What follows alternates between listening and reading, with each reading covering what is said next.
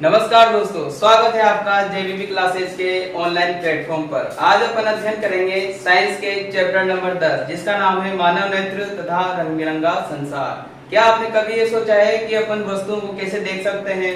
ठीक है, अपन मानव नेत्र के द्वारा वस्तुओं को देखते हैं तो इसके प्रतिबिंब कैसे बनते हैं, कहाँ पर बनते हैं, प्रकाश कैसे अंदर एंटर करता है, उस प्रतिबिंब की सूचना मस्तिष्क तक कैसे जाती है।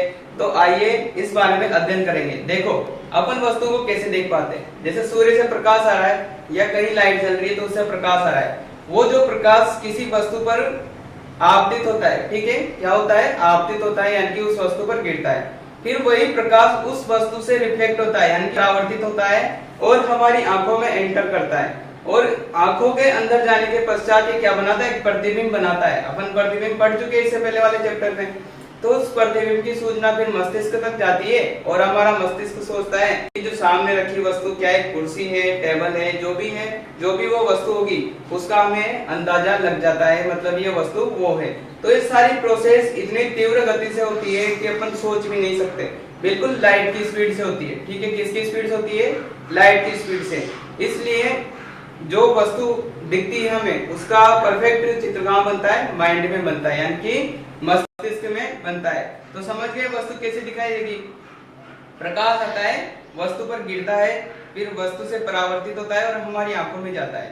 अगर कोई वस्तु किसी प्रकाश को सोख लेती है, कोई वस्तु किसी प्रकाश को पूरे को सोख रही है, परावर्तित नहीं कर रही, तो वह वस्तु हमें दिखाई नहीं देगी।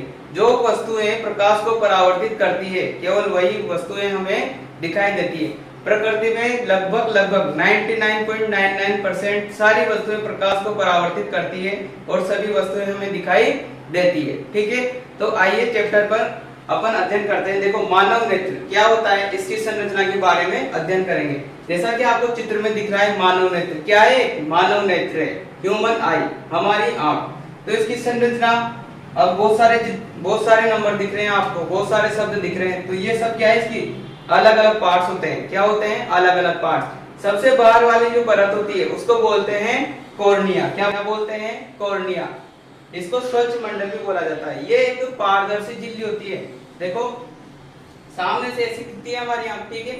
तो वास्तव में क्या होता है, ये जो कॉर्निया वाला भाग है ये अपन को दिखता नहीं है। क्यों? क्योंकि एक बहुत ही सूक्ष्म झिल्ली होती है, पारदर्शी होती है। ठीक है, जैसे मोबाइल के स्क्रीन पर लेमिनेशन हुआ रहता है ना, वैसे हमारी आंख पर भी एक लेमिनेशन वाली परत होती है जिसको बोलते हैं कॉर्निया।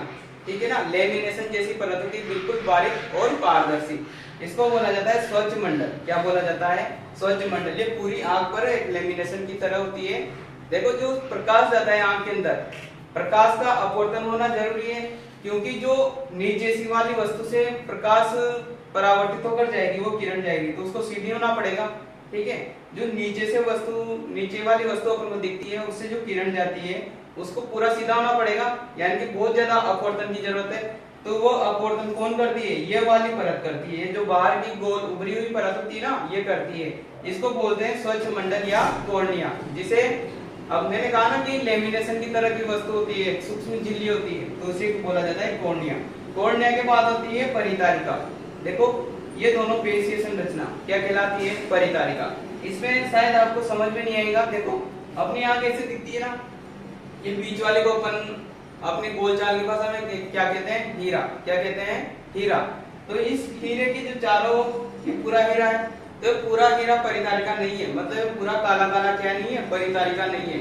आप कभी गौर से देखना, इस काले काले जो काला काला जो हीरा है, इस हमारी आंख के बीच में काला काला जो हीरा होता है, ठीक है ना, तो इसके बीच में एक और बिल्कुल गाढ़ा काला कलर का होता है, बिल्कुल डार्क कलर का। ठीक है ना, तो उसके जो चारों ओर हल्का काला होता है उसको बोलते हैं परितारिका। क्या होती है परितारिका?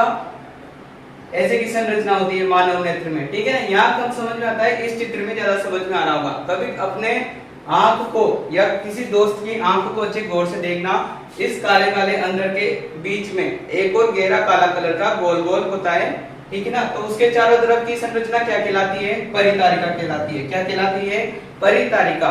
ये पेशीय संरचना होती है। ठीक है ना, इसके बाद बात करते हैं जो परितारिका के बीच में गहरा काला कलर का एक छिद्र होता है, वो कोई संरचना नहीं होती, वो एक तरह से ऐसे खाली जगह होती है जिसमें एक द्रव भरा होता है। इस द्रव को बोलते हैं नेत्रोद। क्या बोलते हैं? नेत्रोद। यहाँ जो द्रव भरा होता है उसको क्या बोलते हैं, नेत्रोद। और एक सूक्ष्म छिद्र होता है जो गहरा काला कलर का दिखता है ना आंख के बीच, वो एक सूक्ष्म छिद्र होता है जिसे बोलते हैं पुतली।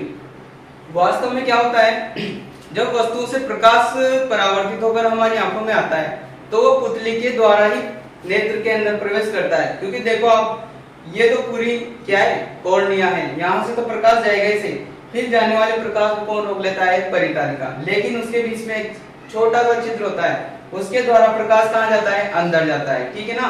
तो एंट्री गेट कहाँ है अपने नेत्र का, पुतली। ये एक छोटा सा छिद्र होता है जो जरूरत के हिसाब से बड़ा भी जाता है, जरूरत के हिसाब से छोटा भी जाता है। क्यों? क्योंकि एक तरह से पेशीय संरचना है, खींच भी लेती है तो बड़ा हो जाएगा और वापस धकेलेगी तो छोटा हो जाएगा। परितारिका इसको क्या करती है, छोटा बड़ा करती है। उसके बाद प्रकाश आता है इसको, इस लेंस में, इसको बोला जाता है अभिनेत्र लेंस। क्या बोला जाता है, अभिनेत्र लेंस, ठीक है ना। सबसे इंपॉर्टेंट चीज होती है ये अपनी आंख में, क्या होती है, अभिनेत्र लेंस। ये एक तरह से पेशियों से बना हुआ एक उत्तल लेंस होता है। किस तरह का लेंस होता है, उत्तल लेंस। पूरा पारदर्शी होता है। कैसा होता है, पारदर्शी। देखो प्रकाश इसमें से जाएगा तो पारदर्शी होना जरूरी है, क्योंकि आगे जाकर प्रतिबिंब भी बनाना है। तो कैसा होता है, पारदर्शी और लचीला होता है, ठीक है। ये अपने आकार में परिवर्तन कर सकता है। अगर दूर की वस्तुएं अपन देख रहे हैं तो ये पतला हो जाता है, पास की वस्तुएं देखते हैं तो ये थोड़ा फूलकर मोटा हो जाता है। इस तरह अपन को दूर और पास की वस्तुएं स्पष्ट नजर आती है। तो किस तरह का लेंस है, पेशी रेशों से बना हुआ एक मुलायम लेंस होता है, पारदर्शी लेंस होता है, ठीक है। फिर प्रकाश जाता है काछाप द्रव। इसमें जो पूरा द्रव भरा होता है उसको बोलते हैं काछाप द्रव। क्या बोलते हैं, काछाप द्रव, जिसका अपवर्तनांक लगभग 1.33 के आसपास होता है, ठीक है ना। ये जो द्रव होता है इसको बोलते हैं काछाप द्रव। अब जो प्रकाश किरणें काछाप द्रव में से जाएगी वो इस पीछे वाले पर्दे पर प्रतिबिंब बनाएगी। इस पीछे वाले पर्दे को बोला जाता है दृष्टि पटल या रेटिना। क्या बोला जाता है, रेटिना। प्रतिबिंब कहाँ बनेगा, रेटिना पर। अब प्रतिबिंब तो बन गया हमारी आंख पर, ठीक है, प्रतिबिंब तो बन गया। जैसे मैं किसी वस्तु को देखता हूँ, कुर्सी को देखता हूँ, तो कुर्सी का प्रतिबिंब आंख पर बन रहा है, लेकिन आंख ये थोड़ी सोचेगी कि ये कुर्सी का प्रतिबिंब है। तो यहाँ से इस प्रतिबिंब की सूचना इस दृक् तंत्रिकाओं द्वारा कहाँ जाती है, मस्तिष्क पर जाती है। अब जो कि नाम से पता चल रहा है तंत्रिका, अपन ने तंत्रिका तंत्र पढ़ा है पिछले अध्यायों में, पढ़ा है ना।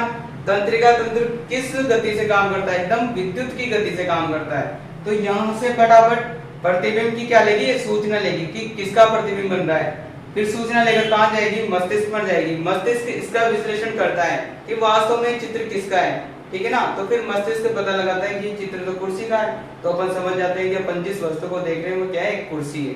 तो ये पूरी बहुत बड़ी प्रक्रिया होती है जिसको मामूली सा टाइम लगता है, अपन सोच भी नहीं पाते, इतना कम समय लगता है। क्यों? क्योंकि मस्तिष्क इतनी तेज गति से कार्य करता है।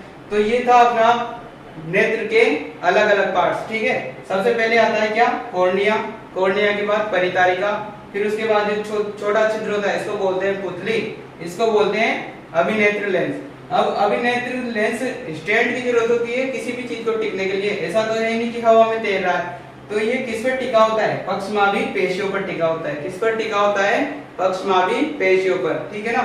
और इस द्रव को बोला जाता है जो इस पूरे गोलक के अंदर भरा होता है, क्या कहलाता है, काछाप द्रव कहलाता है। प्रतिबिंब जिस पर्दे पर बनेगा उसको बोलते हैं दृष्टि पटल। क्या बोलते हैं, दृष्टि पटल या रेटिना उसको बोलते हैं। यहाँ से सूचना जिसके द्वारा मस्तिष्क पर जाती है उसको बोलते हैं दृक् तंत्रिकाएं।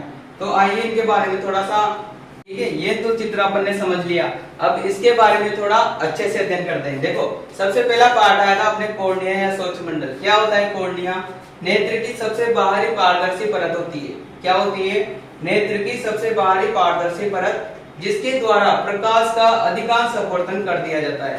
तो प्रश्न आ जाए आपके कि प्रकाश का अधिकांश अपवर्तन किसके द्वारा होता है, तो वो होता है कॉर्निया के द्वारा।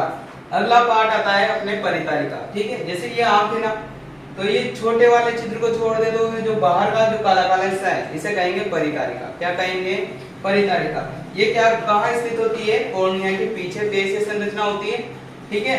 पुतली के आकार पर नियंत्रण करती है, मतलब पुतली को बड़ा छोटा। जैसे ये छिद्र है ना बीच का, इसको कभी बड़ा कर देती है कभी छोटा। अब इसकी क्या जरूरत पड़ती है, जैसे अपन अंधेरे कमरे में बैठे होते हैं तब नेत्र को ज्यादा प्रकाश की आवश्यकता होती है। तो कभी गौर से देखना, जैसे अपन अंधेरे कमरे में बैठे रहेंगे, कहाँ पर, अंधेरे कमरे में, तो जो आंख के बीच का काला काला भाग होता है ये थोड़ा बड़ा हो जाता है। क्यों? क्योंकि ज्यादा प्रकाश की जरूरत होती है। और जैसे ही धूप में जाएंगे तो बिल्कुल छोटा हो जाएगा। क्यों? क्योंकि वहां ज्यादा प्रकाश होता है तो ज्यादा एंट्री करेगा, इससे हमारे नेत्र को खतरा हो सकता है। तो ये क्या करता है, प्रकाश को कम कम जाने देता है, तो चित्र को छोटा कर लेता है और जिससे कम प्रकाश अंदर जाता है। तो ये कार्य किसका है? परिचारिका का कार्य है। ठीक है, पुतली के आकार पर नियंत्रण। अगला आता है पुतली क्या होती है?